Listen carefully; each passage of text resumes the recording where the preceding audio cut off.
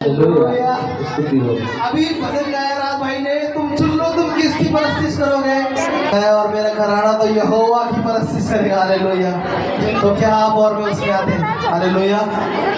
तो आज मैं सच में परमेश्वर का शुक्र अदा करता हूँ, क्योंकि परमेश्वर बहुत महान है और वो अपने लोगों पे दया करता है और उसकी करुणा सदा की है। जो हम उसके वचन में पढ़ते हैं, वो कभी भी अपने लोगों को छोड़ता नहीं, त्यागता नहीं।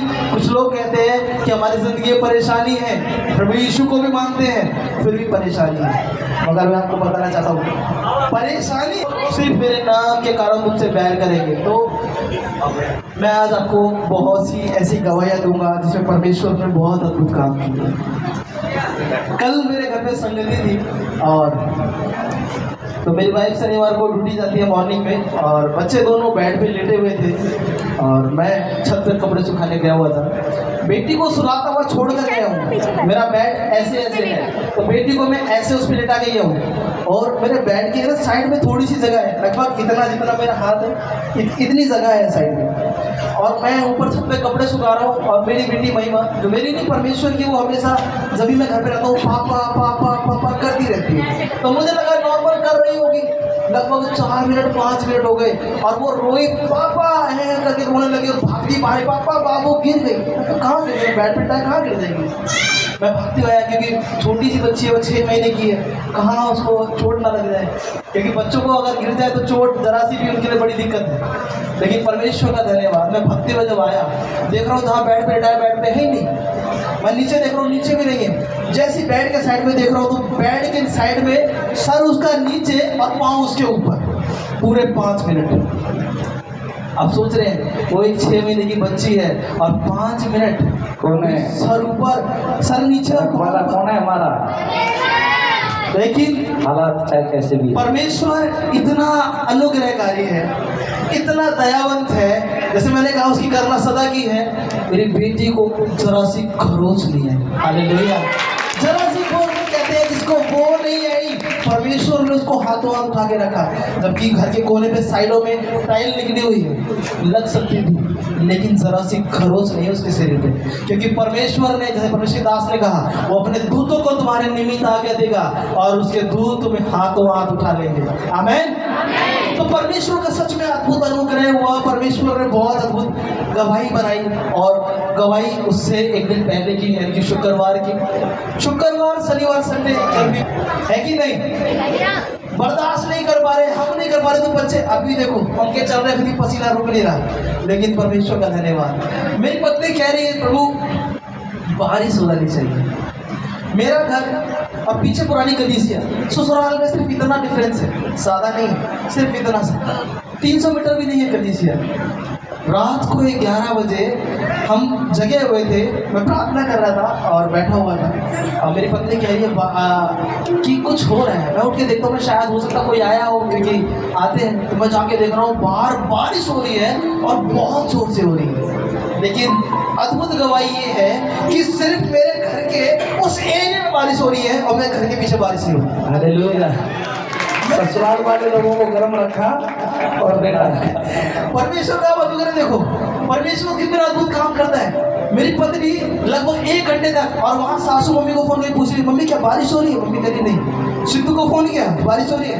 नहीं। परमेश्वर का अनुग्रह देखो, और 1 घंटे बारिश होती रही। हालेलुया। घर से कितना डिफरेंस है, मात्र पानी का दिशा। ये सच्चाई है, परमेश्वर बहुत महान है, वो कुछ भी कर सकते हैं। कई बार आप रास्ते में जा रहे होंगे, मैं और शायद हेमराज भाई थे, रास्ते में आ रहे थे पीरागढ़ी से और पीछे से बारिश हो रही है, दूसरी साइड में बारिश हो रही है, जिस साइड में हम चल रहे हैं उधर बारिश ही हो रही है। रोड के डिवाइडर में जब यहाँ हेमराज भाई के पास आते, तो क्या नाम जीत और हेमराज कुछ लगाते थे, हम वहाँ आए, बोला तुम गीले नहीं हुए? बोला नहीं, यहाँ तो बारिश पूरे बारिश थी, मगर जहाँ हम आए वहाँ एक बूंद नहीं गिरने दिया। अद्भुत करने वाला परमेश्वर। हालेलुया। हालेलुया। ऐसे ही 2 गवाही और दूंगा आपको। शायद पिछले हफ्ते ममता सीसा के घर पे संगति थी, तो मैं और राजेश भैया हम लोग थे, हम लोग रात में निकले। ये लोग प्रार्थना कर रहे थे कि प्रभु अच्छे से ले जाए। हम आगे आगे जा रहे थे और बारिश हमारे पीछे पीछे आ रही थी। हम आगे आगे जाए जा रहे हैं और बारिश पीछे पीछे आ रही है। हालेलुया। हालेलुया। परमेश्वर का सच में आप अनुग्रह देखो कितना दयावंत है। और अभी मैं इसी हफ्ते में सोमवार को मैं अपनी ड्यूटी से मैं बल्लभगढ़ से रात में लगभग 12 बजे आ रहा हूँ ड्यूटी से अपने घर, और बारिश मेरे आगे आगे जा रही है और पीछे पीछे सूखा जा रहा है। मतलब परमेश्वर देखो कितना अनुग्रह कर, अरे उसकी करुणा कभी भूलना नहीं चाहिए, उसको उपकारों को कभी नहीं भूलना चाहिए। मैं आपको बताना चाह रहा हूँ, एक गवाही हमारे ऑनलाइन की देना चाह रहा हूँ मैं आपको। एक बहन परमेश्वर पे विश्वासी है, नहीं विश्वासी है, और उसकी तबीयत खराब हो गई, उसका खून ब्लडिंग उसको हो रही है, रुक नहीं रही। 2 डॉक्टरों के पास लेकर गए, डॉक्टरों ने मना कर दिया। डॉक्टरों ने मना कर दिया कि हम इसको एडमिट नहीं कर सकते, हम इसकी जिम्मेदारी नहीं ले सकते, लेकिन हमारा बाप तो ले सकता है। उस बहन ने ग्रुप में प्रार्थना रिक्वेस्ट दी और हमारे पास उसके लिए प्रार्थना की। अगले दिन जब सुबह मीटिंग हो रही है तो गवाही दे रही है, जब आपको बताया गया था तब 2 डॉक्टर के पास लेके गए थे, और जब प्रार्थना हुई तब तक 2 डॉक्टर के पास और लेके जा चुके थे। चारों डॉक्टरों ने मना कर दिया, ये बच नहीं सकती। क्या बोल रहा है डॉक्टर, ये बच नहीं सकती, और मेरा खुदा कह रहा है मैं तुझे बचा सकता हूँ, तुझे कोई मार नहीं सकता। ये सवाल है, तू मत डर, इधर मत भाग।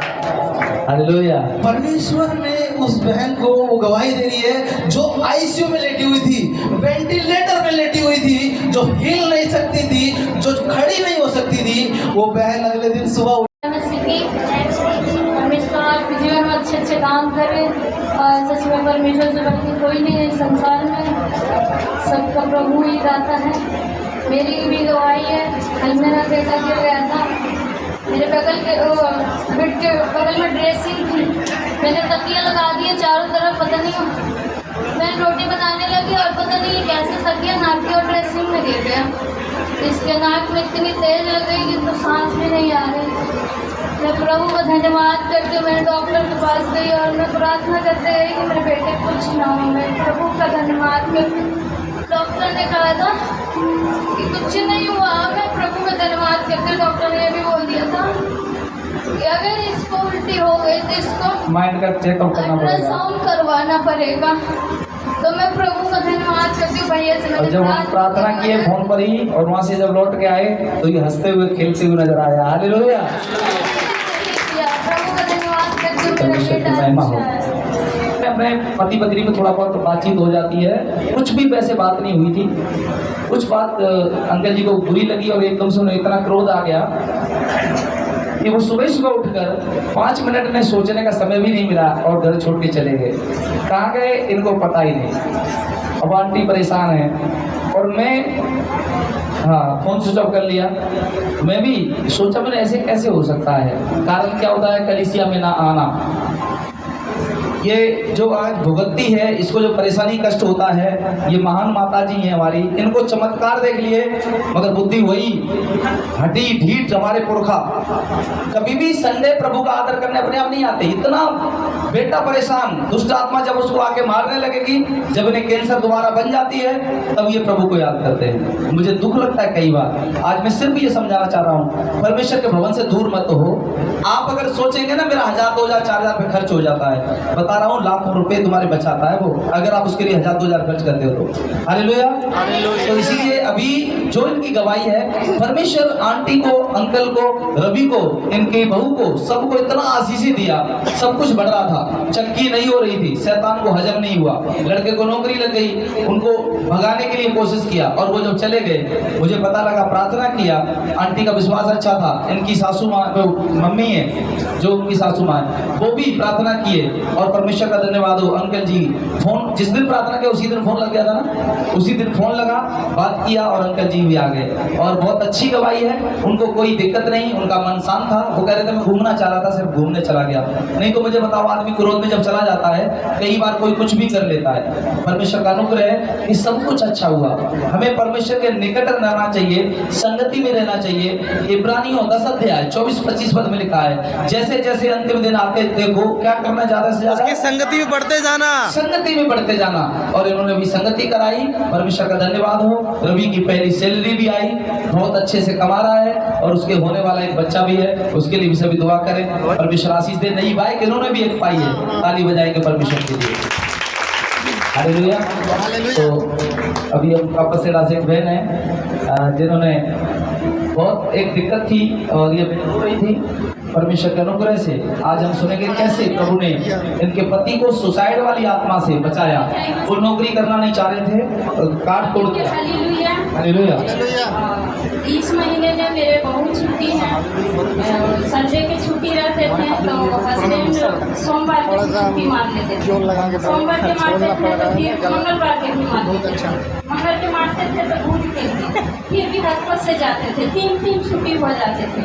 फिर हम दीदी के बोले हाँ नजफगढ़ में कि दीदी ऐसे कर रहे हैं आपको भैया, तो बोले ठीक है सर जाएंगे भी। ठीक है, फिर सोमवार से फिर भूल से जाने लगे, फिर यही फिर करने लगे। फिर क्या कर रहे थे, फिर मारे से छुट्टी तो फिर मैं दीदी के बोले तो बोले ठीक है से हम फादर जी से बात करते हैं। फिर फादर जी से बात किए, फिर हम प्रार्थना कराएं तो सही से लिखी जा रहे हैं।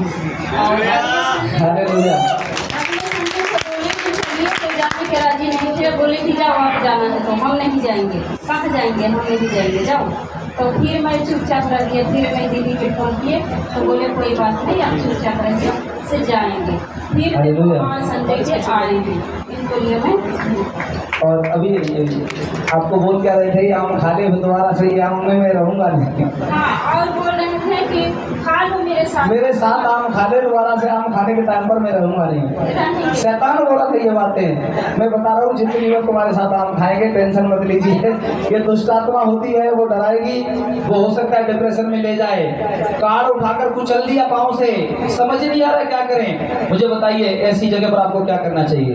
और कपड़ा फोल्ड कर रहे थे तो बोल रहे थे कि कपड़ा देख लो कहाँ कहाँ अपना स्वागत करते हो, हम ठंडी में रहेंगे। फिर मैं रोने लगी क्योंकि इनके पास कोई है नहीं, अकेली है बेचारी, और ये रोने लगी। मैंने कहा आज के बाद ये सुसाइड की आत्मा, डिप्रेशन की आत्मा निकल जाएगी। प्रभु का धन्यवाद, आज मेरा भाई इधर आया है। बहुत दुख लगता है, ऐसे ही करके मेरी दीदी ने बोला था। एक त्योहार था, उस त्योहार में वो मिलने आई, बैठ जाइए आप। और उस त्योहार में मम्मी को बोल के गई कि मम्मी आज हमसे मिल लीजिए, दोबारा मैं नहीं आऊँगी। और सच में वो दोबारा लौट के नहीं गई, एक्सपायर हो गई थी जब मैं प्रभु को नहीं जानता था। मैं बहुत रोया था। ये बात छोटी नहीं है, दुष्ट आत्मा बोलती है, शैतान बोलता है और वो कई बार, मगर परमेश्वर का अनुग्रह है, जिनके साथ वो है उन्हें कोई मार नहीं सकता। हालेलुया।